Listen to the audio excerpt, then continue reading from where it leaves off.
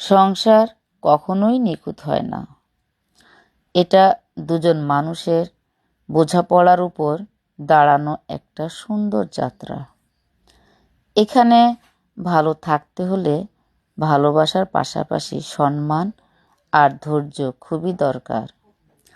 ছোট ছোট বিষয় নিয়ে রাগ না করে একে অপরের কথা মন দিয়ে শোনা শিখতে হয়।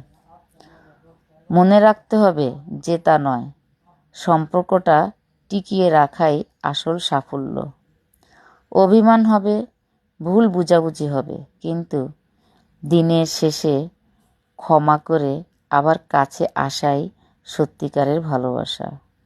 সময় দেওয়া, খোঁজ নেওয়া আর পাশে থাকা, এই ছোট ছোট কাজগুলোই বড় সুখ এনে দেয়। আমি থেকে আমরা হয়ে যাওয়ার নামই সংসার। সংসারে ঝগড়া হবে, এটা হবেই, কিন্তু এর জন্য যেন বেডরুম আলাদা না হয়।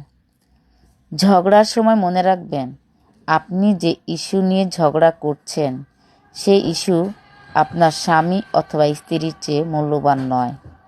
একজন রাগান্বিত হয়ে গেলে অন্যজন নীরব থাকুন। কখনো কখনো আপনি সঠিক হলেও বাড়াবাড়ি না করে শান্ত হয়ে যান। আপনি হেরে গেলেও আপনার ভালোবাসা জিতে যাবে।